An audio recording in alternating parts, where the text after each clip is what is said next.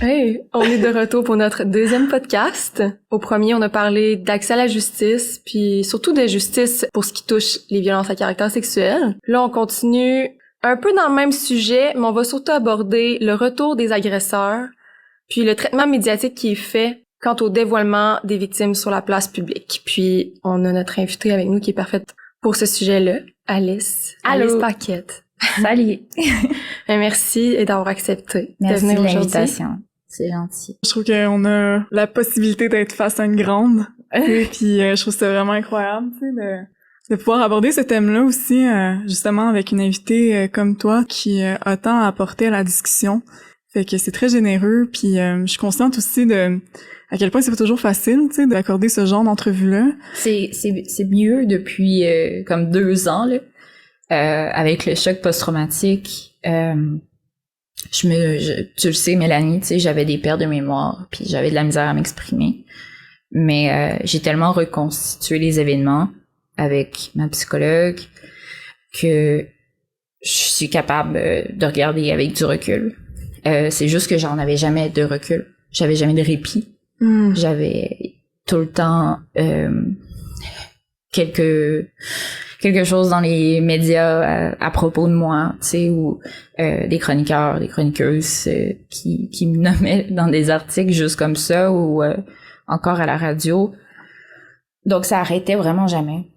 T'as pas eu de répit depuis... C'est en 2016, juste pour mettre en contexte, dans le fond, en 2016, t'as dévoilé avoir été agressée par Jerry Sklouanos. Sklouanos. Je déforme tellement les noms. En plus, j'avais écrit, je l'ai dit 15 fois avant de venir. C'est vraiment correct. Fait que cet individu, bref, t'a dévoilé, puis c'était impulsif. Comment ça s'est passé? Vraiment. C'était pas prévu, là. Non, vraiment pas.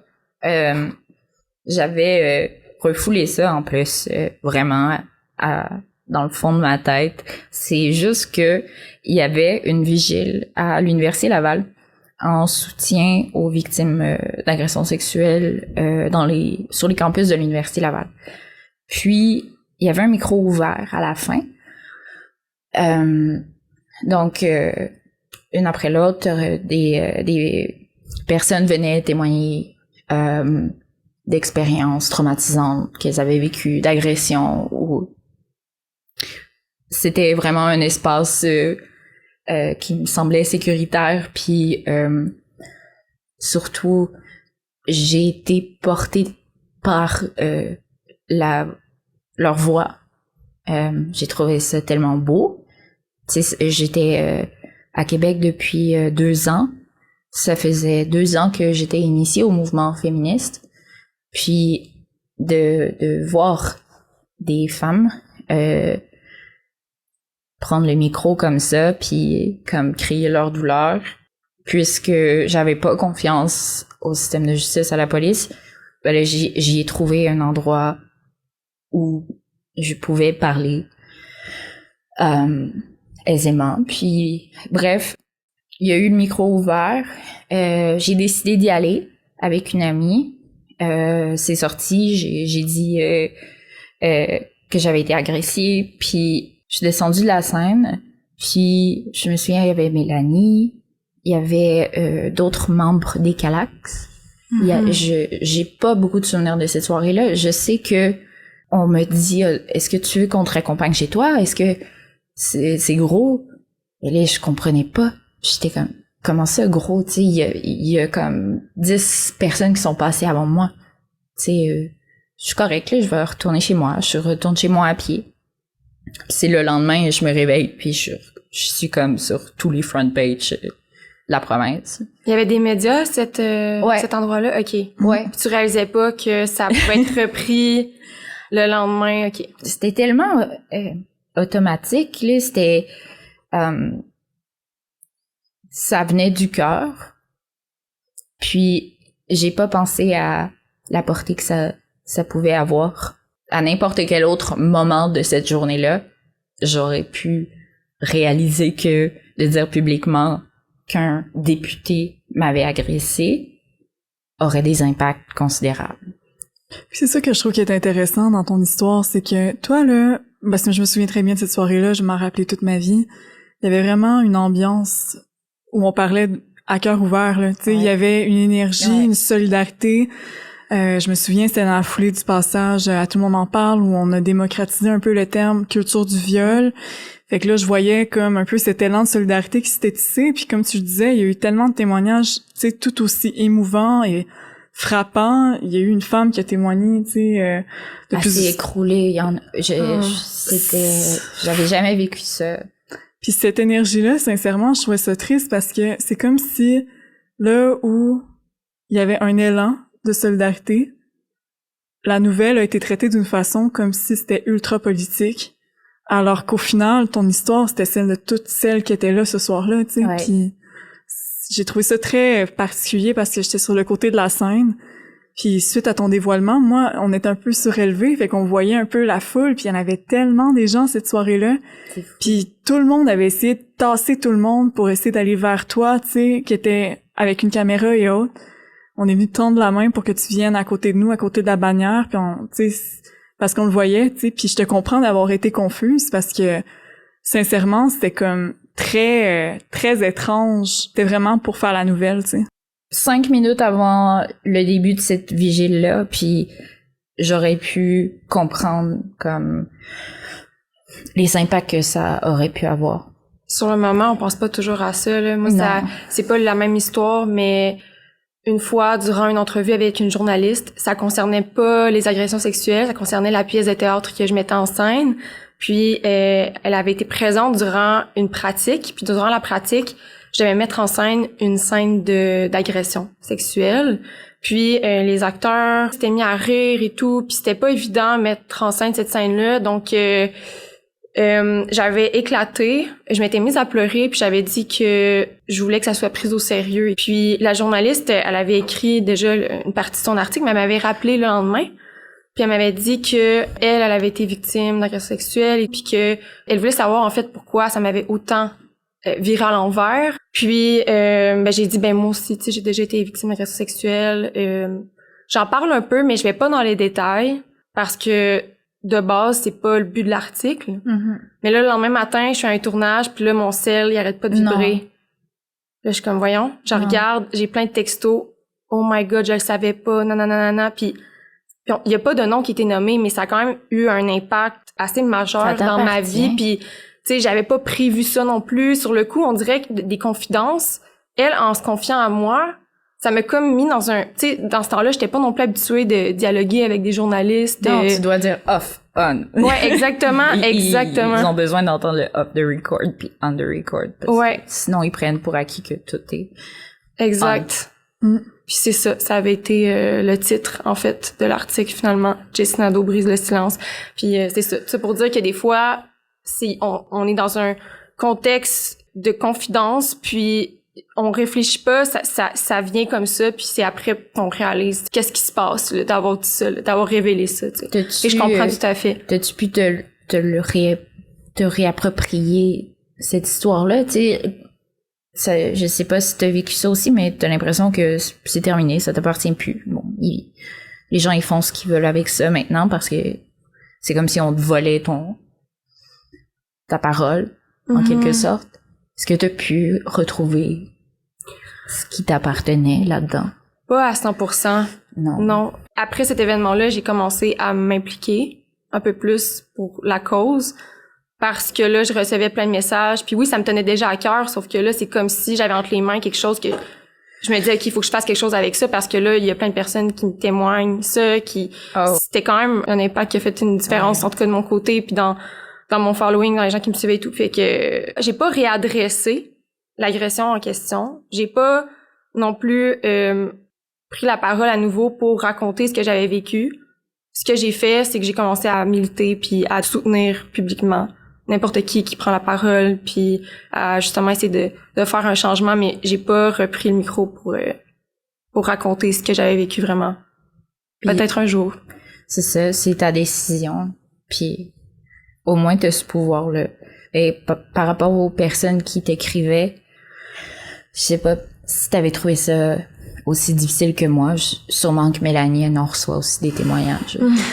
Ouais, ben c'est sûr que mon histoire est un peu spéciale dans la mesure où, tu sais, de mon côté, j'avais peut-être 17 ans, tu sais, puis Moi, mon but, à ce moment-là, quand j'ai dévoilé pour la première fois mon histoire, je me suis raconté à une fille qui était plus vieille que moi. Tu sais, elle avait 2 ans de plus. Donc, elle connaissait déjà tout le campus. Fait que, tu sais, je me disais... Tu sais, mon agresseur était d'une violence incroyable, là. J'ai encore la marque de ses ongles sur mon avant-bras, là. Puis, on dirait à ce moment-là, je me disais... Tu sais, puis quand je le croisais, là, il sortait toujours une phrase... Fais pas semblant que tu me connais pas, crise de chienne, ou tu sais, des affaires comme vraiment intenses. Puis ça m'ébranlait, puis tu sais, je me disais, voyons, tu sais, comment quelqu'un peut être aussi violent, tu sais, puis je me suis juste dit, tu sais, fucking même, il doit avoir une réputation, tu sais, fait que c'est là où j'ai invité cette fille-là, tu sais, qui connaissait tout le monde, tu sais, dans un café, puis on s'est mis à parler de gars, là, tu sais, puis de tout et de rien, comme pour détendre l'atmosphère, parce que j'étais une personne aussi qui aimait beaucoup faire plaisir, qui aimait pas ça de la confrontation, fait que je me suis juste dit, tiens, je vais glisser son nom en conversation comme ça. Et quand j'ai dit son nom, son visage a complètement changé de couleur. Puis elle a même pas eu besoin de me le dire, puis j'avais déjà compris. J'ai regardé, j'ai dit « Il t'a violé toi aussi ». Puis là, on a éclaté en sanglots les deux, puis on a juste réalisé que c'était le même motus operandi, tu sais. Il y avait une stratégie pour attirer les gens que je dirais pas en nombre pour pas donner d'idées. Mais ça reste que, d'une certaine façon, je trouve que ça a été vraiment particulier parce que elle vivait avec la culpabilité de n'avoir rien fait. Donc, c'est arrivé 1 an avant moi.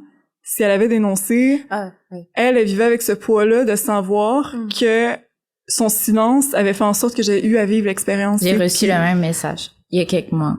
Wow. Une victime de mon agresseur qui ça lui a pris 4 ans pour m'écrire, qu'elle m'a dit. C'est arrivé avant toi? Ouais, elle était plus jeune. Ça fait peut-être une dizaine d'années et plus. Puis elle vivait avec la culpabilité de pas avoir dénoncé. Absolument. Elle dit, toutes les fois où j'ai pris mon téléphone, puis j'ai commencé à t'écrire un message, puis j'effaçais, puis parce que, tu sais, sinon, il y a eu d'autres victimes qui m'ont écrit dans les dernières années.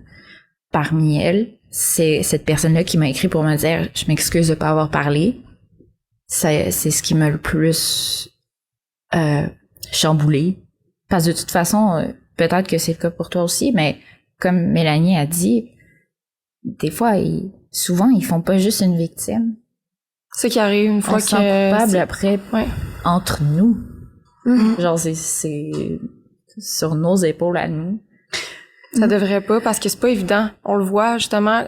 Une personne qui dévoile, on voit toutes les répercussions, ça donne aucunement envie. Oui. C'est ça aussi que je voulais parler avec toi puis avec Mélanie, parce que Mélanie, t'étais présente aussi durant des entrevues avec Alice, t'étais à ses côtés, tu l'as suivi, t'as pu voir aussi les questions qui étaient posées, le traitement qui était fait à ton égard. Ça, puis encore aujourd'hui, tu dis que tu vas voir des articles où tu vas entendre ton nom qui va être nommé sur la place publique. Comment... Bon, il y a eu le dévoilement, puis après ça, t'as été invité à en parler partout. Comment que ça s'est passé? Partout. Vraiment partout. Mais je fais une parenthèse sur la dernière vague de dénonciation, c'était l'été dernier. Il y en avait eu une avant. Il y en a eu tellement. Il y en a eu beaucoup. Il y a eu moi aussi. Ouais. Ensuite, il y a eu... En fait, il y a eu plusieurs choses. T'sais, on peut penser à l'agression non dénoncée en 2014. Après, il y a eu... Mais après moi, il y a eu moi aussi. Il y a eu une autre vague de dénonciation. Puis plus les vagues de dénonciation s'empilaient, mettons, plus mon histoire devenait une histoire triste, un regret. Je l'ai senti beaucoup. Même de la part des journalistes. C'est comme si... Parce qu'aujourd'hui... Puis moi, je le répète, combien c'est beau là, de voir que aujourd'hui on peut... C'est pas aussi facile que ça, bien sûr, mais que si une victime dénonce demain matin publiquement, il y a pas comme le chef de police du SPVQ, les journalistes, le Parlement qui te demande une trousse médico-légale puis qui te demande des preuves, des détails vraiment... C'était du voyeurisme. Il y a plus ça. On n'en veut pas de détails. C'est intéressant. Demander les détails, là, j'ai écouté une entrevue avant le podcast, puis c'est ça, on te demande de décrire ce qu'il te disait, ce qu'il te faisait, puis j'en revenais pas, ça me rendait extrêmement mal à l'aise, puis même tu dis que t'avais des pertes de mémoire et tout, je t'ai trouvé quand même très bonne. d'être capable d'être là, puis de parler de ça. Ouais, Recevoir des questions comme ça, là, ça me vire à l'envers, vraiment. je me demande vraiment qu'est-ce qui se passe quand tu dénonces, parce que je pense que mon traitement avait été différent. Les enquêteurs, tout ça. Moi, j'ai vu des choses que j'ai jamais revues après, C'est ça. ni C'est avant. ça. Moi, de mon côté, tu sais, puis je pense que ça peut être intéressant, c'est que, tu sais, dans ma situation, mon histoire, elle a été connue parce que, avec la culpabilité, une soirée où tout le monde était là, elle avait trop bu, puis elle est allée le dire, en fait, à un des capitaines, « Hey, ce gars-là, c'est un agresseur. » Puis le capitaine a fait, « Ben non, t'inventes n'importe quoi, t'essaies juste de te justifier parce que on sait que t'es une fille facile. » Puis elle a dit, « Non, c'est vrai, il a violé Mélanie aussi. » Fait que c'est comme ça, moi, que mon monde a implosé. Moi, ça n'a pas été une décision que j'ai eue. J'ai jamais eu la chance de me dire « Hey, je dénonce », tu sais. J'ai jamais eu ce pouvoir-là de me dire « Je prends le temps d'être accompagnée, soutenue psychologiquement pour savoir dans quoi j'embarquais. » Je me suis retrouvée comme envahie. Moi, quand j'avais parlé avec la fille, je me sentais juste bien de sentir que c'était pas juste dans ma tête et que j'étais pas folle. Moi, c'était juste ça, je voulais pas aller plus loin. Puis, moi, ce que j'ai réalisé en faisant une thérapie, c'est que la mémoire traumatique, elle cache des trucs. Puis moi, c'est ce qui me parle beaucoup dans ton histoire, tu sais, quand tu parles des bouts qui te manquent ou pourquoi les choses se sont produites. C'est que c'est tellement violent, puis c'est tellement beaucoup d'informations d'un coup que tu revis aussi l'agression en témoignant, puis là, t'es comme... Il y a d'autres violences qui viennent à toi parce que les questions sont intrusives, sont violentes, puis moi, ça m'est arrivé d'être à côté de toi quand tu donnais une entrevue, puis je trouvais ça tellement pernicieux parce qu'ils nous avaient promis que s'il y avait des passages avec lesquels t'étais moins bien, il allait les retirer. Puis on avait nommé une chose, c'est que t'avais parlé en fait de comment ça avait affecté aussi ton équilibre. Puis eux, ils l'ont gardé en ondes. Comme un outil pour tout le monde invalider. l'aurait utilisé, ça. Tu sais, si je tape mon nom sur Google, ben tu vas voir beaucoup de menteuses.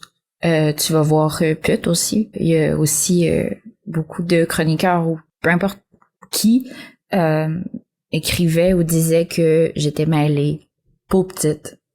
Hey, faites quelque chose avec elle, quelqu'un a pas l'air bien, puis ils ont instrumentalisé beaucoup mes troubles de santé mentale, puis pourtant il y a absolument rien qui était relié à ça, tu sais. Non, puis j'écoutais ton histoire, puis je me disais que ton histoire que t'as dit en ondes, à grande écoute, ben moi je la vis à chaque fois que je m'assois dans un groupe de discussion puis de parole, tu sais, comme nos histoires s'entremêlent, comme depuis tantôt quand on parle ensemble. C'est fou, hein? C'est ça qui se passe, c'est ça qui se passe quand on est dans un groupe de parole, c'est que ça déclenche des souvenirs sur nos propres histoires. Puis les gens pensent que c'est décousu ou que ça n'a pas de lien ensemble, mais c'est que le fait de partager certains segments juste de notre histoire entre nous, c'est qu'au final on réalise que on réagit toutes pareil. Ouais. C'est ça le propre d'avoir vécu un trauma, c'est que c'est émotionnel.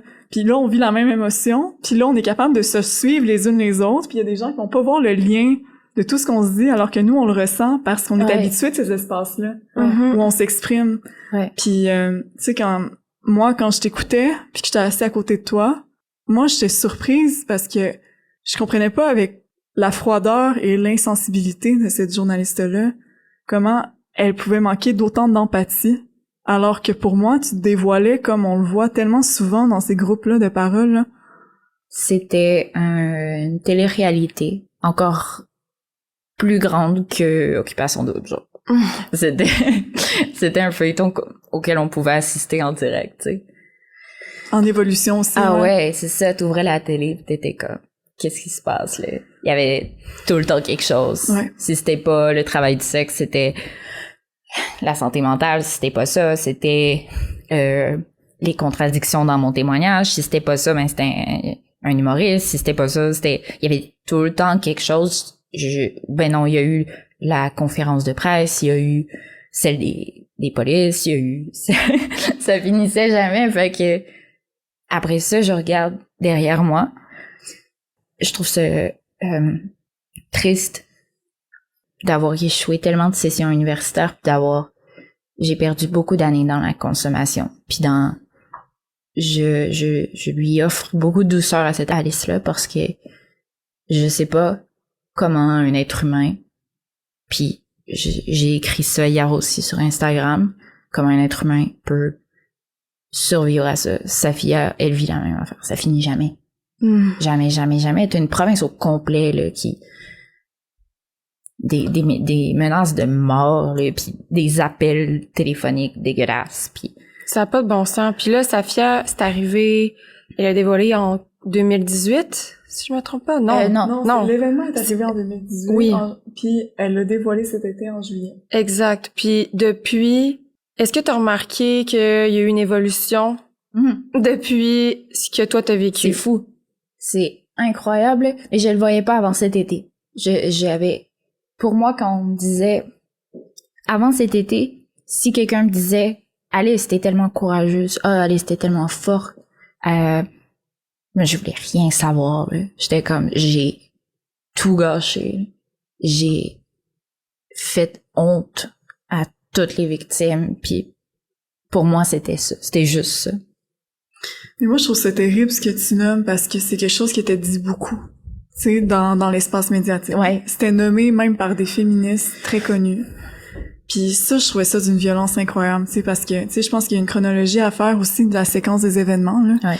C'est que, premièrement, t'as dévoilé à l'Université Laval, dans un espace qui était censé être sécuritaire. Puis le lendemain, t'as été invité à probablement une des plus grandes émissions de grande écoute qui est pas possible.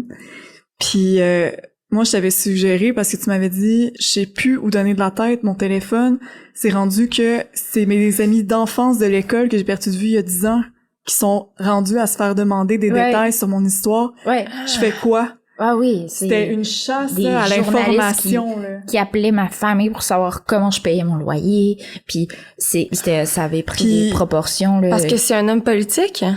Parce qu'on avait un visage, on avait le visage et de l'agresseur et de la victime, donc là on avait un feuilleton à suivre. Ouais. Puis parce que c'est ça, dans cette même journée-là, parce que regarde, on s'est quitté à l'Université Laval, je me souviens, je suis retournée à Sherbrooke cette nuit-là. Un peu bouleversée, mais je t'avais laissé mon numéro. Ouais. Puis il était quoi, 9 ou 10 heures le matin, tu m'appelles en panique, puis tu me dis « Mélanie, je sais plus quoi faire. » Il y avait une entrevue en ondes qui a été faite par une radio poubelle avec l'amie qui t'accompagnait. L'amie qui t'accompagnait, elle voulait tellement faire en sorte que ta voix soit bien entendue. Oui. Elle a raconté ton histoire sans vouloir de malice là-dedans, elle voulait juste essayer de te défendre. Ouais. Puis malheureusement, ben c'est là où il y a eu des informations que t'avais pas nommées et que elle, puis c'est ça aussi, hein, quand on reçoit des informations qui sont traumatisantes, des fois on va rester avec une image, mais c'est pas nécessairement ce que la personne a vécu ou ce qu'elle a dit non plus. Puis c'est ça qui s'est produit, c'est qu'il y avait des informations qu'elle a dites qui n'étaient pas publiques et qui de toute façon étaient pas tout à fait exactes. Puis cette entrevue-là, je pense que c'est ça qui a cloué le cercueil avant même que t'aies eu l'opportunité de t'exprimer. Non, j'avais rien dit avant. C'est ça, mais... Parce que t'as parlé au jeu cette soirée-là, t'as même pas nommé l'agresseur en tant que tel, t'as juste parlé de toi. Puis c'est fou, j'ai jamais nommé son nom. Hein. Jamais nommé, non. Mais parce c'est comment que son nom a été connu? C'est l'ami en question? Non, il savait. Écoute l'histoire. Elle a été invitée à une émission de grande écoute. Et dans l'après-midi, on s'était donné rendez-vous à Montréal, chez ta cousine. Puis on arrive sur place, puis moi j'étais en route. Puis pendant que j'écoutais l'émission radio, il y avait Éric Duhem qui parlait de l'histoire des portes de chars débarrées, qui disait en gros que dans le fond, il faudrait pas se surprendre si une personne vit une agression, alors qu'en réalité, tu sais, il faisait un parallèle vraiment boiteux, j'ai pas le goût de répéter, tu sais. Ouais. Mais en gros, tu sais, nous comparer à un objet, ce qui est pas la première fois qu'une femme se compare à des objets. Non. Mais puis là, tu m'appelles un peu effondrée, où tu me dis son nom est sorti, puis l'entrevue qu'on avait planifiée qui t'aurait permis en fait d'avoir la paix pendant 4-5 jours parce que ça signe un contrat, donc ils ont l'obligation, les autres médias, de te laisser tranquille. Ouais. Ça t'aurait tellement aidé, puis l'émission est tombée. Puis ça m'a vraiment troublée parce que je ne m'explique pas encore à ce jour pourquoi avoir annulé ton invitation à cette émission-là. Non. Ça t'aurait eu la chance de raconter ton histoire une seule fois. Ça aurait été tout. Ça aurait été fait, hein. Ça, c'est parce que le nom est sorti, puis c'est pas toi qui l'avais nommé. Non. C'est quand même gros. c'est que c'est lui-même qui a eu une conférence de presse à l'Assemblée nationale. Il y a un scrum. Il y a eu un scrum, et lui, il faisait un point de presse pour dire « Je suis innocent, je ne la connais pas, je ne sais pas qui elle est. » Ouais, son nom avait été soulevé parce que il y avait des allégations d'inconduite sexuelle à l'Assemblée nationale, à son endroit. Parce que... C'est sorti plus tard, d'ailleurs. Ouais. Puis il y avait déjà eu des plaintes, puis il était reconnu pour être comme le coureur de jupons de l'Assemblée En fait, la vraie nationale. blague là-dedans, là, c'est qu'il savait pas c'était lequel. Lequel des députés.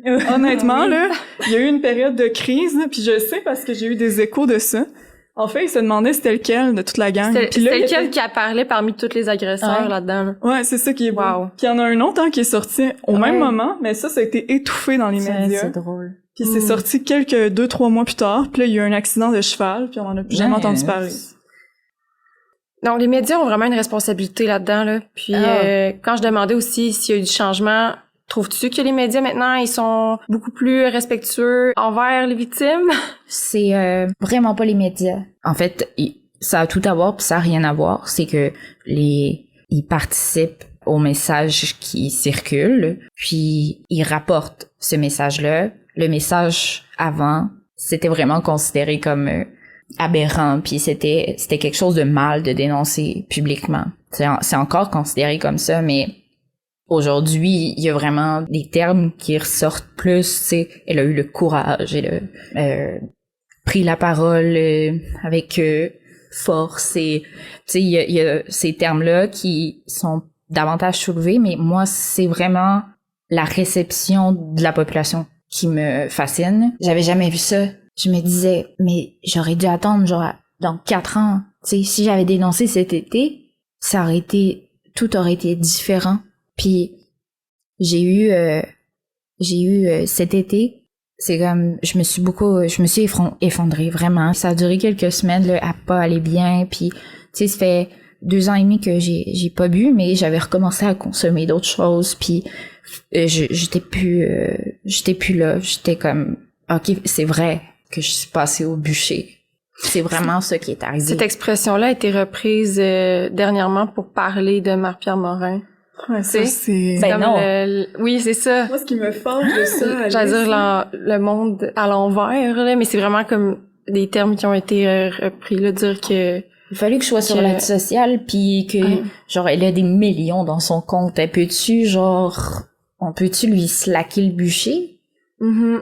Dans les dernières semaines, on s'entend... J'en ai parlé de Marie-Pierre Morin, oui. Oui, exactement, parce que là, c'est revenu à la surface, là, ce sujet-là. Il y a eu une nouvelle enquête journalistique qui a été publiée dans la presse. Nous, de notre côté aussi, on a coécrit une lettre ouverte, puis ça l'a fait remonter une enquête du Devoir qui était tombée dans les oubliettes un peu, puis là, elle est retombée numéro 2 populaire.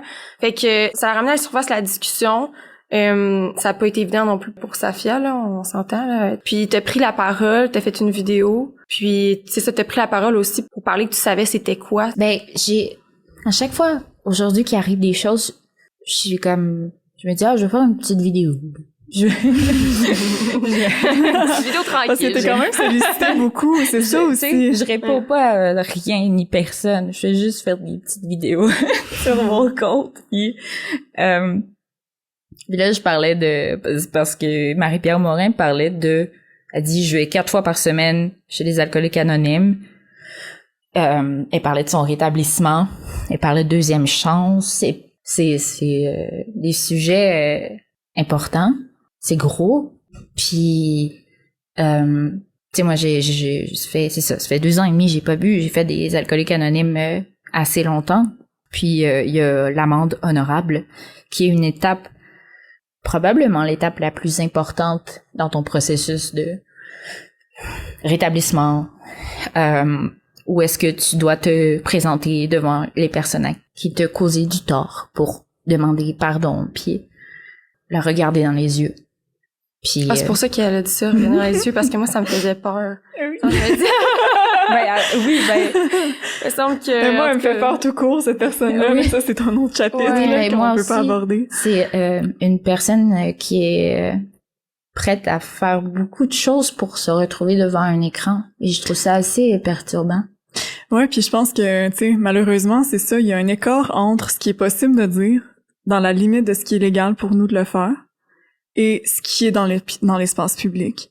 Et je trouve que cet écart-là, il est vraiment grave et important, parce que ça fait en sorte que ça distord la réalité, puis ça empêche l'opinion publique de se faire une opinion éclairée sur la situation. Puis moi, je trouve que c'est ça qui est le plus difficile, c'est que nous, quand on essaye de faire valoir ça, ben nous, on est exposés à toute la haine qui vient avec le fait d'en parler, tu sais. Puis ça, c'est tellement une revictimisation aussi du même silence qui s'est imposé à nous quand on dénonce dans notre entourage. Puis c'est ça qu'on a essayé d'exprimer dans notre lettre ouverte aussi. Puis c'est incroyable comment les gens essayent de trouver toutes sortes de stratégies à employer pour invalider nos propos. Ouais, attaquer le messager au lieu du message, puis essayer de discréditer la personne qui soulève des questionnements, qui va critiquer j'allais dire un texte d'excuses qui est fait probablement par une équipe d'avocats puis de PR, là, mais comme c'est un climat de peur, culture du silence,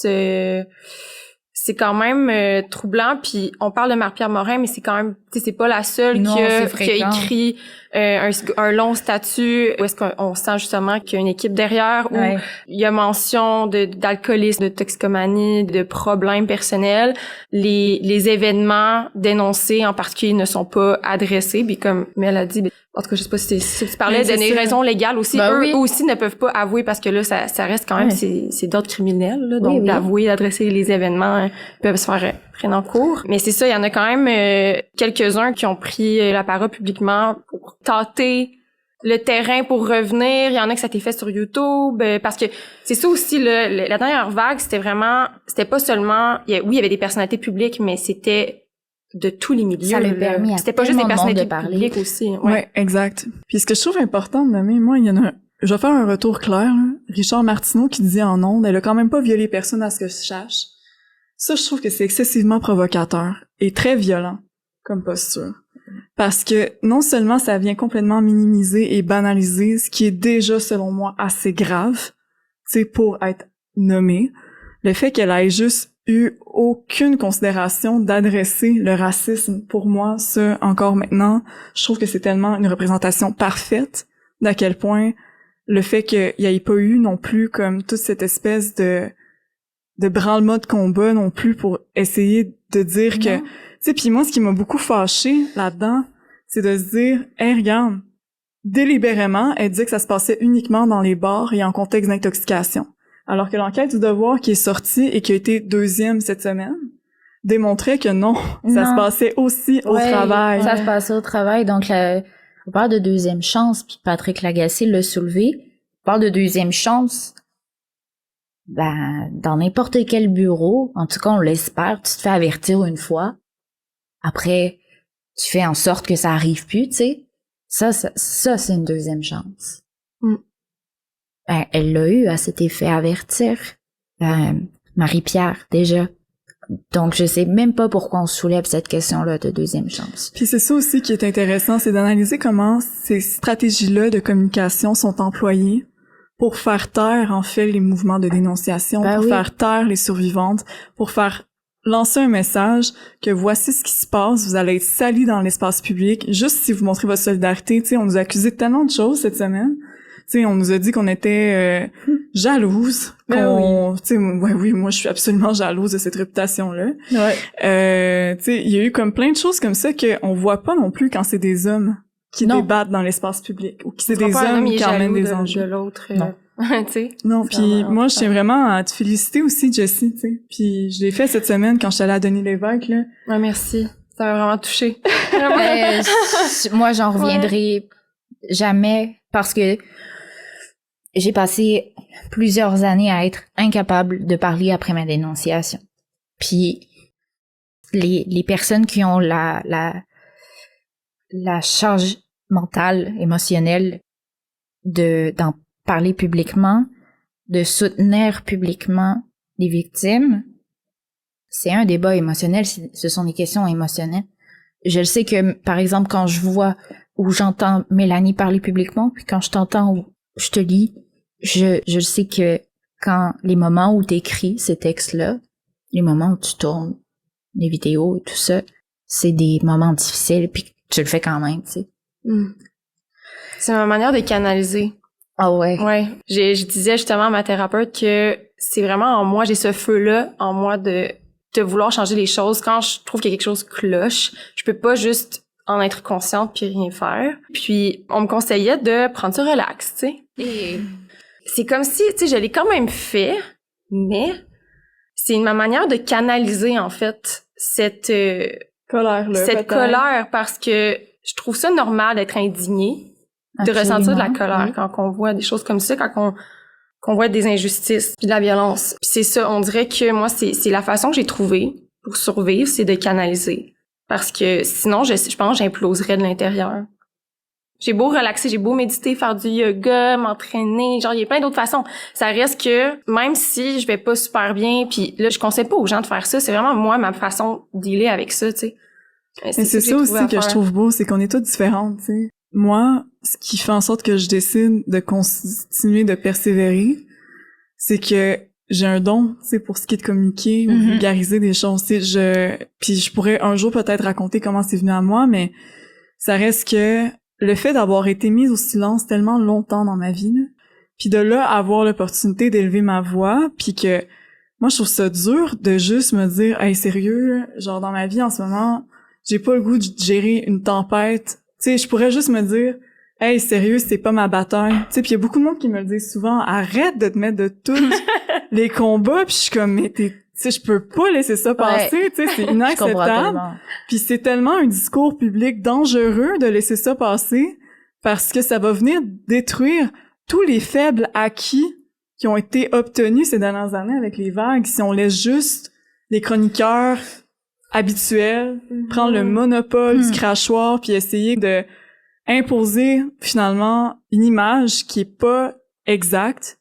Puis moi, je trouve que c'est de la malhonnêteté intellectuelle de laisser, tu sais, moi ça me heurte de ne pas avoir de vis-à-vis dans l'espace public qui est capable de leur tenir tête à ces discours-là qui sont vraiment dangereux parce que ce que les gens comprennent pas, c'est que ça dépasse ces personnalités publiques mises en cause ou ça dépasse ces gens qui ont été dénoncés. C'est que tous les gens après vont prendre ça puis vont l'emmener dans leur quotidien, puis vont l'emmener dans leur entourage. Ouais. Puis moi, je peux pas faire autrement que d'avoir une pensée ou de l'empathie pour tous les autres qui vont avoir à payer les répercussions sur le terrain de ces prises de parole-là qui ont été prises par des gens complètement déconnectés. Ces chroniqueurs-là, ces animateurs-là et animatrices, ces chroniqueuses, je peux même pas penser à eux avec toute la souffrance qu'ils m'ont amenée. Puis tu sais, ils vont toujours trouver quelque chose à dire sur tout pour contredire. Je pourrais même plus publiquement me défendre face à eux, pas parce que je suis pas capable de le faire, j'écris très bien, mais parce que j'ai une haine profonde. Je leur en veux terriblement. Je leur en veux tellement. Puis j'aimerais ça j'en ai parlé à Jessie plus tôt aujourd'hui, tu sais. J'aimerais ça qu'on soit pas obligé de dire imagine si c'est ta fille ou ta sœur ou ta mère ou j'aimerais ça qu'on soit pas obligé de dire ça, mais on va le dire. Tu sais, imagine si c'est ta fille ou ta sœur ou ta mère ou ton ami. Moi, j'ai reçu des centaines, probablement des milliers de témoignages d'agressions sexuelles. Ça m'a terriblement fait mal, mais le jour où une personne proche de moi s'est confiée à moi, je voulais... je frapperais pas dans un mur, là. Je voulais tout péter. Je voulais tout péter. Ça, je le dis souvent. Absolument. J'ai envie de tout péter. Absolument. Ça a réveillé quelque chose en moi, là. J'étais comme, non. Je reçois des témoignages beaucoup, moi aussi. Puis j'en ai eu des gens proches de moi, là, qui m'en ont parlé, là. Et moi, la journée que je vais entendre que c'est un enfant que je connais, qui est dans mon cercle immédiat, là, parce que c'est mathématique, hein, on en connaît tous des personnes qui ont vécu ça, tu sais, genre, ou qui les font vivre à d'autres. Tu sais, c'est partout, tout le temps.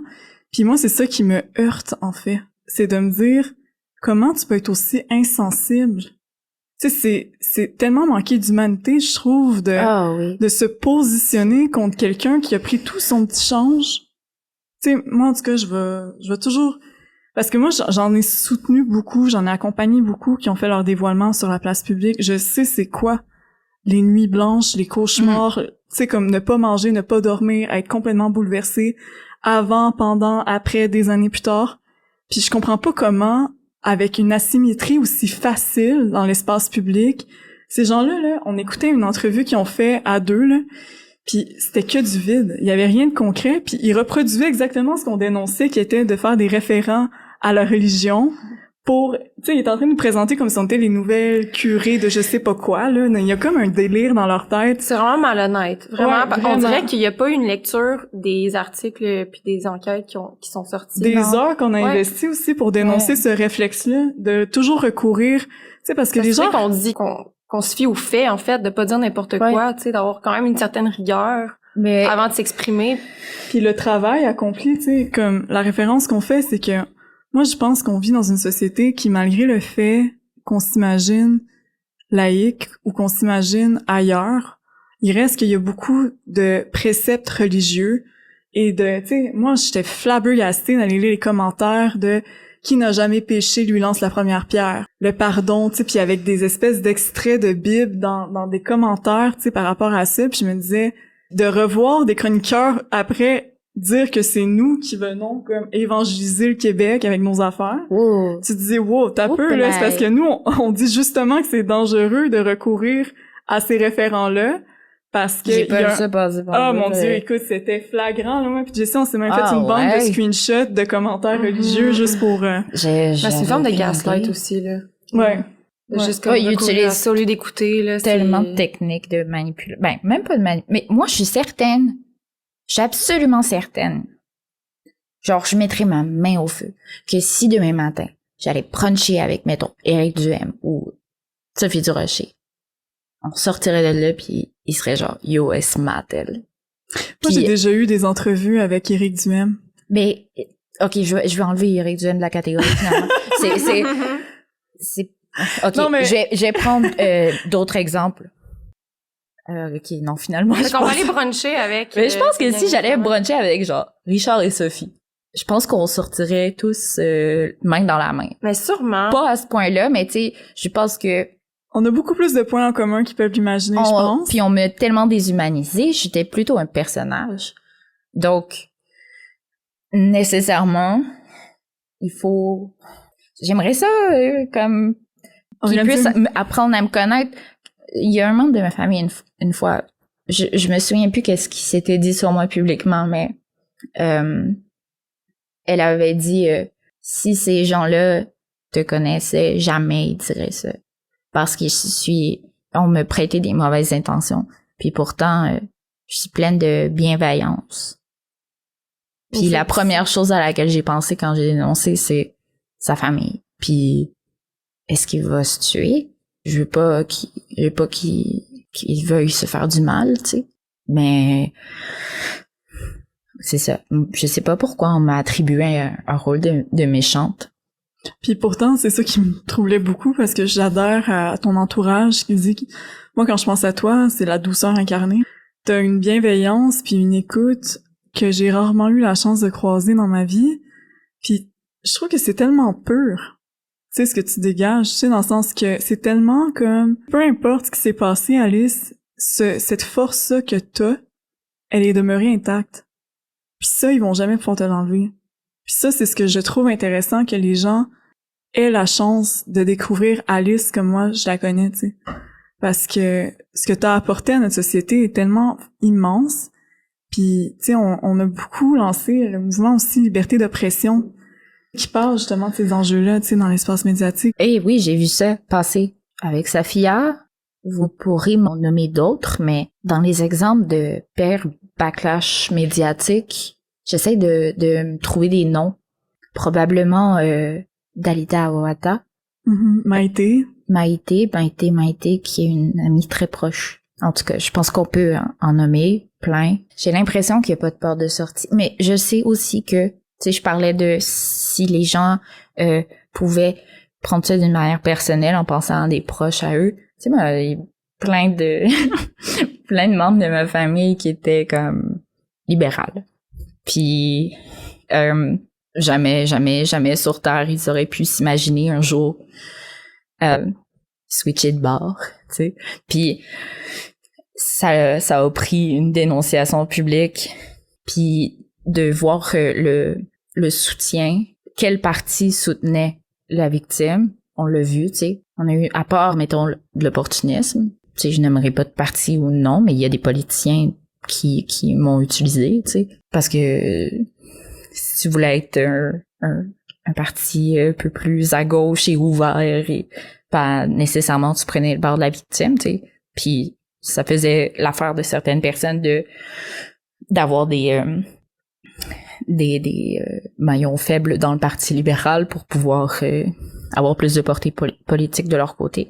Mais je sais qu'il y a beaucoup de monde qui ont pris conscience de toutes les ressources, la façon dont certains partis, le parti en question a géré la situation. Ça en disait beaucoup sur notre société. Ouais, parce que pour les gens qui sont moins au fait des faits, moi, t'as réussi à faire en sorte, en dévoilant, que d'une certaine façon, les gens ouvrent la chapelure sur... Écoute, moi, j'ai entendu des témoignages pas possibles, même de ministres à l'époque qui me disaient que c'était dans les avertissements de s'assurer de ne pas laisser leur fille dans la même pièce. Oui. T'sais, oui. C'était d'une violence, puis... L'autre victime à avoir parlé, elle avait 16 ans. Parce que c'est ça, c'est que toi, Alice, tu sais, il y a eu une mobilisation qui a fait en sorte que ça a bloqué sa réintégration rapide, à nouveau, à ses fonctions dans le parti. Puis, après une certaine période de temps qui était indépendant, ils ont commencé à replanifier à nouveau son intégration dans le parti à part Il est revenu. Parce que c'est là qu'il y a eu un autre... parce que j'ai vu un autre article, je pense que c'est en 2018. Il y a une autre... elle avait 15 ans, elle avait 18 ans lorsqu'elle a témoigné. Elle avait 15 ans, puis je sais pas si c'est sorti en ça même temps qu'elle essayait bref, de revenir. Puis, tu sais, je la comprends d'avoir voulu faire ça low-key, tu sais, absolument. Puis, il y a aussi, on a vu que il y avait la question du capital politique, mais il y avait aussi une genre d'alliance entre le système de justice puis le gouvernement. Tu sais, on a vu que les deux étaient en concomitance. C'était incroyable, honnêtement, parce que je me souviens quand on était à Montréal, tu te faisais appeler non-stop par le service de police de Québec. C'était d'une violence. Moi, j'étais à côté de toi, là. Ça criait au téléphone. Tu vas venir nous rencontrer vendredi au poste de police. Puis là, toi, t'étais comme beau, attends un peu, c'est parce que tu t'en viens, parce que sinon, on s'en va dans les médias. Ouais. Puis là, moi, j'étais comme beau, attends un peu, là. T'as pris rendez-vous le lundi. Mais j'ai pas eu le choix. J'ai même pas eu le choix, puis de toute façon, je comprenais pas qu'est-ce qui se passait. Mais aujourd'hui, je sais très bien que le gouvernement a pris le téléphone puis a dit, genre, réglez-moi ça marche pas, là. Fallait pas que, j'allais dire, ça look pas good, là, mais ça look... Ben, écoute, moi, ce qui m'a vraiment... C'est une question d'apparence. Plein de choses ont leak aussi. C'est entre les médias, le système de justice, Mais ça, ce serait intéressant de le nommer, tu sais, parce que je pense que... Ouais. Moi, je me souviendrai toujours de ce lundi-là, parce que je t'ai dit, t'es-tu correct, Alice? Oui, je vais y aller parce que j'ai pas le choix, parce que sinon, ils vont sortir contre moi dans les médias. Ouais. Moi, j'étais comme, je comprends pas ce qui se passe. Non. Finalement, t'es allée là, toute seule, de bonne foi, parce que tu pensais qu'il voulait juste te parler. Oui, il m'avait dit que c'est ça, il voulait juste me parler, puis on va regarder. bien se passer, non. Finalement, ils ont fait l'enregistrement journée de toute ma vie. Pire journée de toute ma vie, me faire crier après.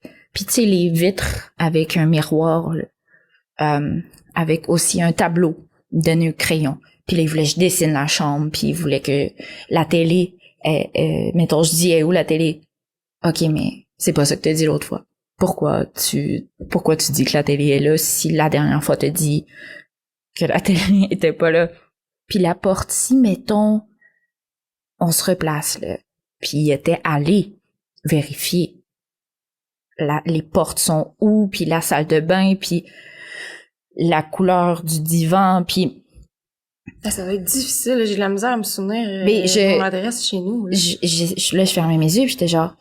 je pense que la porte de la salle de bain est là, puis que ça, c'est là. Puis là, moi, je savais pas qu'elle l'avait vu. Puis là, il me répondait, c'est pas ça. Fait que là, J'étais comme, ben, je sais pas, je m'en souviens pas. Puis là, après ça, il me montre des photos. Des portes. Tu dirais que c'est quel numéro? Je sais pas. J'ai absolument aucune idée. Ça fait 150 000 fois que je raconte ce qui se passe. Je vous ai donné mon ordi, mon téléphone. C'est ça, il y avait des pas preuves. Dû le faire. Je le savais même pas. J'ai tout donné. J'étais genre, checkez ce que vous voulez, je m'en fous, là. Je suis fatiguée, laissez-moi tranquille. Je sais pas qu'est-ce qu'il cherchait. Probablement à m'épuiser comme on veut épuiser une personne qu'on arrête jusqu'à ce qu'il parle, tu sais. On essaye de le briser. Mon intuition, là, c'est que, tu sais, comme tu me l'avais expliqué après, c'est qu'ils ont pris ta plainte cette journée-là sans que tu sois au courant de ce qu'ils allaient faire, alors que t'aurais eu le droit d'être accompagnée. J'avais absolument aucune idée. C'est ça, puis elle était confuse, puis moi aussi j'étais confuse sur pourquoi il y a une telle violence pour l'emmener à les rencontrer. C'était vraiment stagé. Puis je trouve que c'est vraiment dégueulasse parce que par la suite, pendant l'enquête, toi tu m'avais raconté qu'il y avait eu une trousse médico-sociale qui avait été faite, médico-sociale, et dans l'espace public, il y a eu l'information comme quoi il n'y avait aucune trousse médico-légale. Mais les gens qui connaissent pas ça, là, ils savent pas que c'est deux types de trousses différentes. Mais juste cette information-là qui a été fournie par une source du service de police a fait en sorte que dans l'opinion publique, ton image a été complètement détruite. Je sais pas à qui ils ont parlé. J'ai jamais su s'ils sont vraiment allés voir la médecin qui m'a traité après mon agression. Je sais même pas. Je sais même pas à qui ils ont parlé. Parce que ton médecin, tu m'avais dit qu'elle était super gentille, elle était prête à collaborer. Oui, absolument. Elle était prête à tout donner. Elle a su tout de suite que c'était ça, puis j'avais des bleus, j'étais apeurée, puis elle a vraiment été incroyable, puis je sais pas à qui on parlait. Je sais rien, en fait. Tout ce que je sais, c'est que je voulais dormir. Puis je voulais que ça arrête. Une fois de temps en temps, je ressortais un peu, j'écrivais un article, puis là, après ça, j'allais me recacher. Puis, mais c'est vraiment en 2018 que là, j'ai fait... C'est assez, tu sais, le choc psychotraumatique était tellement grand que je faisais des convulsions. Il y avait comme plus rien à faire pour moi. Fait que... Surtout que le DPCP a même fait une sortie publique pour dire aucun acte criminel n'a été commis. Ça, là, moi, j'avais parlé avec des avocats, là, ils m'ont dit, on hurlait dans nos salons quand on entend ça. Parce que seul un juge peut arriver à une conclusion comme ça. En tout cas, c'était une des premières fois dans leur carrière qu'ils voyaient le DPCP même faire un point de presse pour annoncer ça. Moi, on n'en revenait pas, on était comme, mais c'est quoi ça, tu sais, puis... Encore une fois, je pose la question, est-ce que c'est parce que c'est politique? Peut-être. Peut-être que c'était une commande. On le saura jamais au final, parce que tout ça s'est passé dans des corridors, puis on n'a jamais eu accès à cette information-là, puis ça aurait été le rôle des médias d'enquêter là-dessus. Mais là, le temps a passé. Maintenant, tu sais, qui se souvient en détail de tous ces événements-là? Il reste pas grand monde. Ben, si vous écrivez, ne serait-ce que le nom de l'auberge et du restaurant, les premiers articles sur lesquels vous allez tomber, c'est des questions de fraude d'enveloppe jaune, puis de Nathalie Normando, des trucs en dessous de la table pas mal, puis il y avait eu des enquêtes. Tu sais, ça n'a aucun rapport avec mon histoire, là.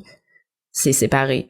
Donc, je sais pas, mais bon, il y a eu ces questions-là, puis mais après, bon, je voulais juste que ça se termine. Tu sais, le DPCP, justement, le jour où je devais les rencontrer pour avoir le verdict, au fond de moi, je le savais que jamais ça allait marcher. Mais on était assis autour de la table. C'était mon père qui était venu avec moi. Il y avait moi, il y avait mon père, puis là, il y avait des enquêteurs. Je sais pas c'était qui les gens. Il y avait le directeur, je pense, l'avocat de la... Je sais même plus c'est qui. Je sais qu'il y avait un complet. Mais c'est lui qui m'a annoncé, il y aura pas de poursuite. Il y aura pas il y a pas de suite à ton dossier. Puis mon père puis moi, on se met à pleurer. Puis là, il y a les gens autour de la table qui me disent on est désolé, puis c'est pas qu'on te croit pas. Puis je suis juste partie là. Je trouve que cette phrase est tellement assassine. C'est pas parce qu'on croit pas. Ouais. Ah, ok, Parce que ben je c'est trouve quoi? que c'est comme, OK, mais qu'est-ce que tu fais d'abord dans ta structure pour faire en sorte que ça change, pour que maintenant tu puisses me croire? Tu sais, pourquoi, genre... Puis moi, c'est ça qui me dérangeait beaucoup dans toute ton histoire, puis dans celle de tellement d'autres, c'est que c'est comme si on remet pas en question, en fait, leur processus interne. Tu sais, comme, c'est des questions pièges. Ils ont réouvert des dossiers après moi, hein. Ah ouais, ça, je savais pas. Tellement. C'était... si aussi vous faites des recherches Google, vous allez voir. Il y a eu réouverture des dossiers qui ont été fermés trop tôt dans les postes de police du Québec. Wow. Ouais. Ils ont vraiment réalisé là qu'il y avait des piles de dossiers de dénonciation d'agression sexuelle qui avaient été comme tassés là. Parce que c'est vrai, ça se passe dans une pièce avec 2 personnes. Il y a rien à faire, c'est vrai. Mais ce qui est intéressant... l'un contre de l'autre. Ah non. Parce que... Ouais. Puis ce qui est intéressant, c'est que souvent l'entourage se rend compte de plusieurs choses.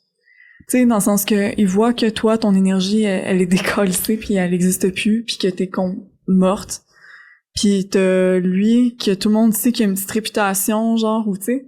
Puis même lui, là, il avait fait une sortie publique pour dire que, ben Ça, écoutez, c'était gênant. tu sais, il voulait se battre pour intégrer sa place comme député. C'était gênant. Puis il a fait un point de presse, c'était terrible, honnêtement, là. Je pense que c'était comparable à Il l'émission y avait pas l'équipe de dimanche. Marie-Pierre Morin. Hein? Il y avait pas l'équipe de Marie-Pierre Morin. OK, parce que c'était pas aussi convaincant, mettons. Ben, Ben, je sais pas, c'est parce il y que dans avait le sa fond, femme, puis elle pleurait à côté. Ah.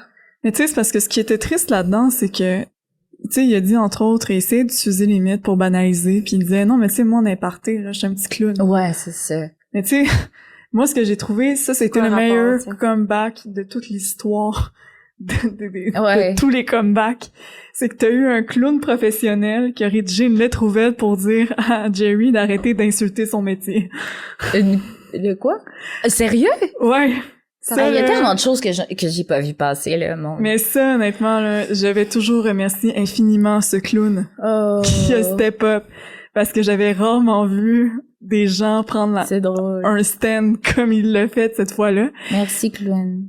Puis, mais c'est ça, c'est vraiment incroyable. Il y a quelque chose, on parle du mot, puis de googler, là. Quand j'ai googlé ton nom, une des choses qui apparaissait en premier, c'était Alice Paquette. C'est Moi, je suis pas au courant de tout ce qui s'est passé. la personne la plus méchante que je connais. Moi, j'étais pas juste à terre, là. J'étais noyée, j'étais au fond, j'étais en psychiatrie. Là, c'est en quelle année? 2017. Novembre 2017. Puis ce qu'il faut savoir, c'est qu'il était en rodage de show à l'Université de Ouais. Sherbrooke. Puis moi, là, j'ai C'est Mel vu qui son m'a show, c'était la averti. première fois qu'il le faisait devant un public. Puis moi, j'ai resté scotchée sur mon siège à me dire, mais premièrement, factuellement, ce qu'il dit est inexact. Il mélange tout. Il fait une bouillie, puis il nous sert ça sur un plateau à nous dire qu'il en fait la défense des droits et libertés, alors que son show... Écoute, j'ai entendu des femmes sortir de là, puis tu sais, le campus de l'Université de Sherbrooke, c'est petit, hein? Ben, il y avait une fille qui est venue en larmes vers moi en me disant « Je viens de croiser un de mes agresseurs, puis il m'a dit « Je savais que t'étais rien qu'une hostie folle. Parce que la mise en contexte, c'est ça qui était dans le show. » Il déconstruit tout ça, puis il fait des blagues complètement Il a violentes. dit, là. dans le fond, Alice, c'était pas un viol, c'était un vol qualifié. C'était juste une pute qui était en esti de pas s'être fait payer, tu sais. Arc. C'était ça sa punchline? Ouais. Fait que, moi, je m'en souviens, j'avais écrit un texte sur Facebook. Moi, j'avais essayé de donner une entrevue, puis lui, il a mis en demeure la personne qui m'a passé en entrevue, puis il l'a fait couper. Cette C'est personne tellement ironique, hein? Parler de liberté d'expression. Il y a un micro. Mais lui-même envoie des mises en demeure à ceux et celles qui critiquent ce qu'il a fait. Puis le langage pour faire des vox pop, puis il y a encore des tribunes. C'est de l'acharnement, c'est criminel. Parmi tout ce que j'ai vécu dans les dernières années, c'est ce qui m'a achevé. Je l'ai dit, je t'en supplie. Je connais plein de monde dans l'industrie du cinéma, de la musique, de l'humour.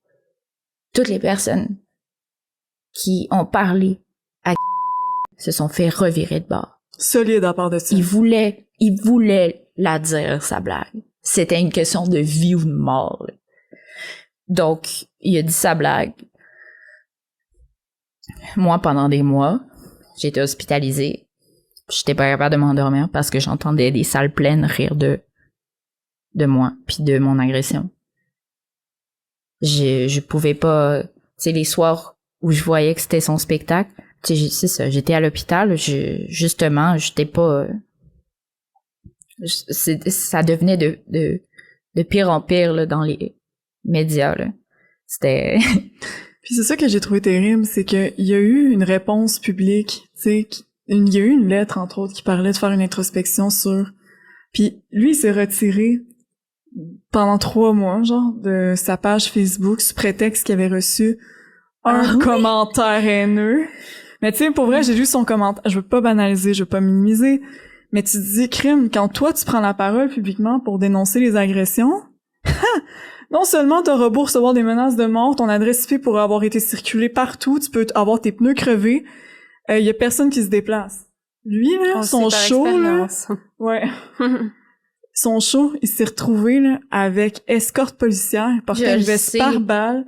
Écoute, lui, il a le sens du spectacle, ça, on va lui laisser ça, là, vraiment, il est doué, là. Ouais, bravo. C'est tout un artiste.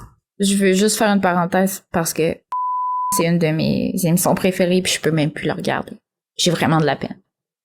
Que j'ai vu ça comme une trahison. Puis ça fait des années. Puis il faut qu'il lui donne un micro pour faire des vox pop plates dans la rue. En tout cas, tu sais, n'importe qui peut faire des vox pop. Là.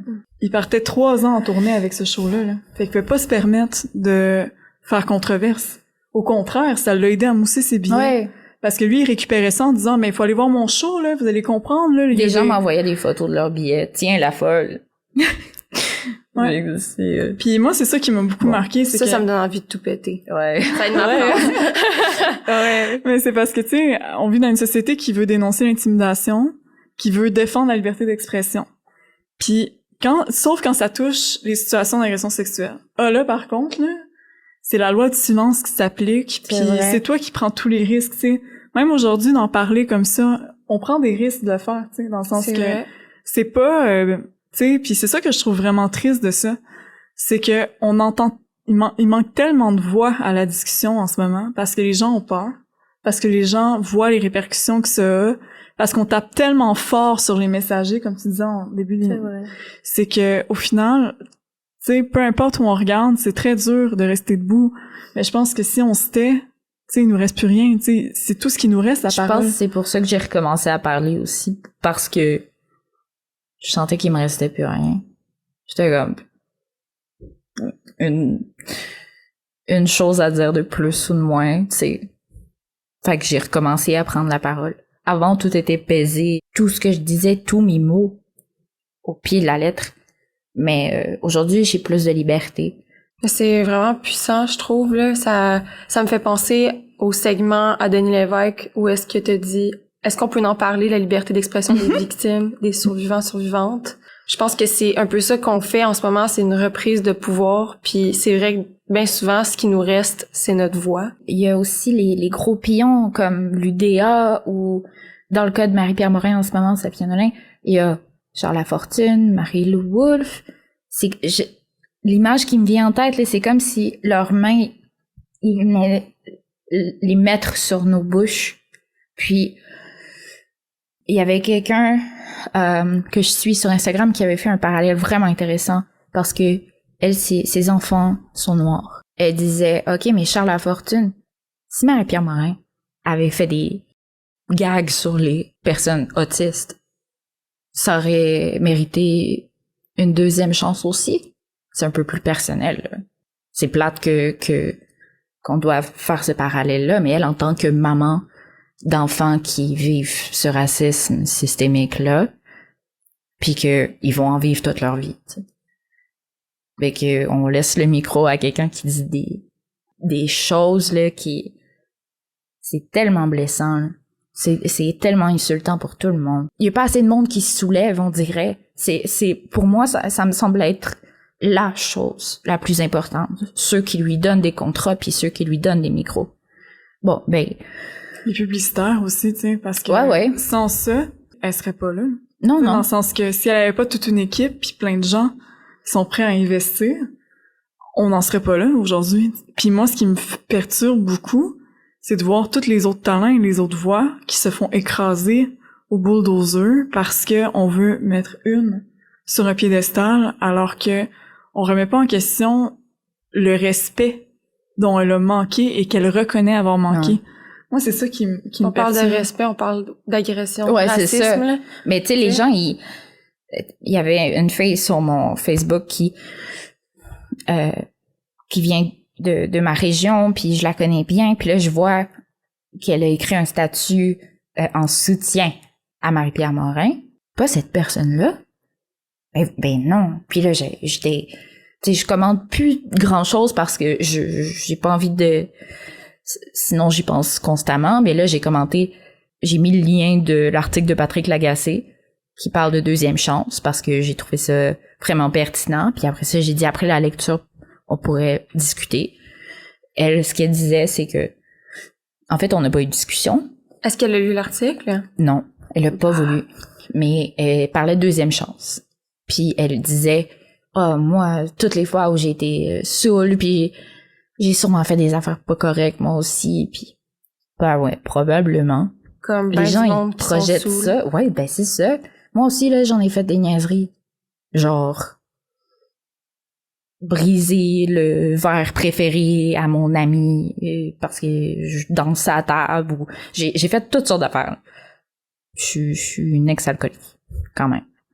Mais quand cette personne-là m'a écrit « Ah, moi aussi, j'en ai fait des choses quand j'étais seule. » OK, t'as déjà agressé quelqu'un? Sinon, ben, c'est une autre affaire, là. C'est pas pareil, là. C'est que les gens, ils mélangent tout ça ensemble. C'est puis, ça. Tu sais, on avait déjà lancé une campagne qui s'appelait « Alcool n'égale pas consentement ». Puis c'était vraiment pour dissocier, en fait, la violence des situations d'intoxication parce que... Ça me rentre pas dans la tête, ça, parce que déjà que dans une relation amoureuse, où est-ce que il y a non seulement il y a le non-verbal, mais pour moi, le non-verbal, même avec ma partenaire, c'est pas assez, tu sais.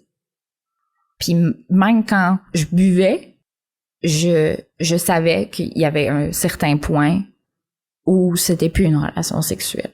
Quand tu te souviens pas le lendemain de ce qui s'est passé, puis que tu te réveilles dans un lit avec quelqu'un d'autre, là, ça te reste en tête vraiment longtemps. Puis c'est ça qui doit mélanger un peu de monde en ce moment, je pense. Je pense qu'il y en a beaucoup qui ont cette image-là en tête. Puis il y a beaucoup de monde qui se souviennent plus de des affaires. Ben, c'est une discussion à avoir, sauf que là, c'est ça. C'est comme si, dans tout ce qui a été énoncé, c'est la seule chose qui a été retenue, alors que, justement, il y a des articles extrêmement pertinents, super bien écrits, que ça a pris du temps, puis ils ont pas été lus. Puis même moi, je l'ai envoyé Patrick Lagacé, ou même les enquêtes, celles qui ont ressorti, à des personnes qui démontraient leur soutien en nommant juste la situation spécifique de Safia. Puis j'ai reçu des réponses de j'ai pas envie de lire ça pour me fier à ça. J'étais comme OK, bon. C'est pas une question d'instinct, là. C'est comme c'est de la rigueur journalistique, là, C'est mais à un niveau c'est important là de les lire. Oui. Ils sont là les faits, tu veux des faits, tu veux des témoins, tu veux du noir sur blanc, tu l'as. parce que mon opinion, ton opinion, l'opinion à Mel, on s'en fout Ben au oui. final là, parce que c'est ça les faits, Ouais. il y en a qui veulent pas regarder ça pour se faire une tête. Puis moi, ce qui me marque beaucoup, c'est cette tentative aussi de vouloir diaboliser les réseaux sociaux. Alors que sans les réseaux sociaux, on n'en serait pas où on en est socialement, à faire voter des lois, à faire avancer la justice. Puis moi, ça me heurte beaucoup. Puis tu sais, je pense que ce serait le fun de t'entendre aussi, Jess, sur les répercussions que tu as vécues cette semaine. Juste d'avoir montré ton soutien au fait que c'est inacceptable. Ben, j'ai reçu des messages haineux. Puis il y en a qui m'ont troublée. Puis juste à y penser en ce moment, je me sens pas super bien. Fuck. Je te comprends, on se remet jamais vraiment de lire ces choses-là. La carapace que tu te crées là après ça, t'es comme indestructible, là, tu vas voir. J'en ai une pas pire, là. Invincible. Sincèrement, j'en ai une pas pire carapace. C'est surtout que c'est pas, ça fait quand même longtemps que je milite puis que Ouais. je sais que, ben souvent je me sens à contre-courant de qu'est-ce qui est populaire, tu sais, du statu quo. Ouais. Fait que c'est sûr ça dérange. Mais c'est ça, il y a des commentaires qui m'ont troublée parce que bon, premièrement, il y en a que le message avait pas du tout passé, alors que c'est un message qui concerne l'environnement toxique, là, qui était dénoncé surtout. C'était pas juste c'était pas de pointer du doigt une personne. Puis après, ça allait jusqu'à des gens qui allaient voir que il y a 1 an ou 2 ans, j'avais liké une photo de Brian, l'ex à Elisabeth, puis il disait « Tu encourages la violence conjugale ». Genre des trucs de même, j'étais comme « OK, ça va loin, là », puis c'est complètement... J'ai même pas de mots pour expliquer. Ça me perturbait à un point parce que je me disais « OK, là, les personnes essaient d'aller chercher, voir où est-ce qu'à un certain moment... » j'aurais pu faire quelque chose qui concorde pas avec le message que je partage. Quelque part où ça fait mal. Ben, ça fait mal. Moi, j'étais comme, ça. OK, c'est parce que j'en ai vécu la violence conjugale, je suis encore en train de m'en sortir. Voir que... Et il a fallu que je me parle parce que, à un moment donné, j'ai juste arrêté. Toute cette énergie-là, au lieu d'écouter, au lieu de lire ce qu'on a à dire, j'ai pris la peine de dire allez lire la lettre. On a passé une fin de semaine à pas dormir, on était cernés de même, puis on essaie de créer quelque chose de pertinent, puis de recevoir ça par dizaines. J'en revenais pas vraiment, puis ça me fait peur pour vrai. Puis j'avais pas envie parce que c'est pas la première fois que cette peur-là prend tellement de place que je me demande justement si je devrais pas me retirer. Puis j'ai pas envie non plus de craquer, de me dire ah ben c'est trop fréquent ce harcèlement-là, parce que c'est allé loin aussi. Il y a des personnes qui se sont créées des faux comptes, qui allaient écrire à des personnalités publiques que je connais pour les insulter, puis leur dire Jessie Nadeau et moi on monte un dossier contre toi, on va t'exposer, alors que c'est aucunement vrai. Et que sérieux, j'ai vraiment eu peur, vraiment. C'est peur. Ça va jusqu'à inventer des fausses histoires, tu sais, qui ont été démontées. Juste pour... Tu sais, c'est comme si ils ont tellement pas d'arguments pour s'opposer à ce qu'on dit, parce que nous, on pointe le soleil, puis où ils nous montrent le doigt, là. Mais je pense que... Puis tu te dis, c'est hallucinant. Ça, c'est une expression d'une de nos amies, Catherine Thomas, là, qui dit tout le temps ça. Mais c'est vraiment ça. C'est intéressant. Je pense que maintenant, je fais peur. C'est tant mieux, là. Tu fais peur? Je fais peur, là. Je fais tellement peur, là. Plus personne m'écrit rien, là. Des fois, j'ai l'impression d'être une boomer ou la mamie un peu des mouvements, là. Des c'est OG, comme, là. allez-y, les jeunes. Parlez. Allez-y. Vous êtes beaux à voir. Ben, moi, s'il y a quelqu'un qui dit quelque chose ou fait quelque chose à des proches, parce que, tu sais, c'est là que je monte mes griffes. Ou, à moi, tu sais, tu sais, je vais, j'ai plus rien à perdre, on dirait. De toute façon, je pense qu'on me prend vraiment plus au sérieux. Puis, tant mieux si je fais peur. Tant mieux si je fais peur, c'est moi qui ai eu peur vraiment longtemps. Fait que, quand je parle maintenant, on m'écoute. Il y a des gens qui m'écrivent pour me dire « Jamais de la vie, j'aurais pensé en arriver à, comme, soutenir un mouvement de dénonciation. » Ou j'écris des choses parfois, puis des gens m'écrivent pour me dire que ça fait du sens, qu'ils auraient pas pensé ça si j'en avais pas parlé de cette manière-là, parce que dans tellement de situations, je peux dire, moi, personnellement, parce qu'il y a pas grand-chose que j'ai pas vécu rendu là. Fait que je suis comme, dites ce que vous avez à dire, là, mais plus grand-chose qui me fait grand-chose. Je suis pas désillusionnée. Je suis comme, j'ai tellement confiance en tout le monde qui prend la parole en ce moment. Je trouve ça tellement beau. Une fois de temps en temps, je publie quelque chose. Mais sinon, je trouve ça... Je m'éblouis, là. Tu sais, n'importe qui autour de moi, vous le demanderiez à n'importe qui autour de moi, à chaque fois qu'une personne dénonce. Je passe une belle journée. Pas que je passe une belle journée nécessairement, mais je suis comme... Go for it, c'est la seule sortie de secours que tu as. Je suis certaine. T'as pas d'autre choix. Si tu le fais, là, c'est parce que t'as pas le choix. Je suis désolée que t'aies pas le choix. Y a pas d'autre façon de le faire. Je trouve que ça parle parce que je trouve que c'est souvent se faire violence, tu sais. Puis je te remercie vraiment pour ta voix aujourd'hui, parce que je pense que si les gens sont capables de retenir une chose aujourd'hui, c'est que on voit pas le coût invisible de dénoncer. Tu sais, les gens s'imaginent que c'est facile, qu'on fait juste lancer ça sur les réseaux sociaux puis qu'on s'en va faire l'épicerie après, tu sais. Tu sais, c'est pesant, ça nous habite. Puis moi, ce que je trouve violent, c'est que à chaque fois qu'on prend la parole, il y a tellement de gens qui ont confiance en nous, qui viennent avec nous, qu'on est capable de, quand on est témoin de certaines choses, faire en sorte de se dire, je peux pas abandonner cette personne-là qui s'est confiée ouverte à moi. Tu sais, c'est comme, c'est trop violent ce que tu me dis pour que je reste silencieuse. Puis des fois, on n'a pas l'énergie ou la capacité ou le temps de le faire. Puis c'est nous qui écopons, tu sais, c'est notre entourage. Parce qu'on annule des plans, on met de côté des choses. Puis moi, ce que j'ai raison. Tu sais, j'ai puis jamais pensé à ça. Comme moi, ça. là, je me dis toujours, si j'avais 2 vies, il y en aurait une où je vivrais, puis il y en a une autre où je militerais. Puis en ce moment, il faut que j'apprenne à essayer de faire coexister les deux. Puis c'est probablement le plus grand défi de ma vie jusqu'à maintenant, parce qu'il y a une partie de moi, puis ça, c'est pas connu, là, mais moi, je voulais m'enlever la vie après avoir dénoncé. Moi, mon but, c'était genre, je drop la bombe, puis je bye. Mais j'ai été raccrochée, finalement, par toutes ces... Tu sais, à chaque fois que je voyais plus la lumière, mettons, je me souviens une fois, là, j'étais dans un café à Sherbrooke, puis j'étais complètement bouleversée, tu sais, j'ai vécu beaucoup de répercussions, tu sais, d'avoir parlé. Oui. Puis moi, pour vrai, j'étais en train de rédiger une lettre d'adieu. Puis ça faisait 1 heure, 1 heure et demie que j'étais là dans mon café à regarder ça, puis à me dire, OK, comment je vais, tu sais, puis là, après un certain temps, puis je pleurais pas rien, j'étais stoïque. Puis souvent, les gens, ils s'imaginent que parce qu'on pleure pas, puis on n'est pas tout le temps émotif, que nécessairement on invente ou... Mais en réalité, c'est parce qu'on a juste tellement appris à se couper de nos émotions pour survivre, puis porter un masque pour fonctionner, parce que la société est pas adaptée à nous, là.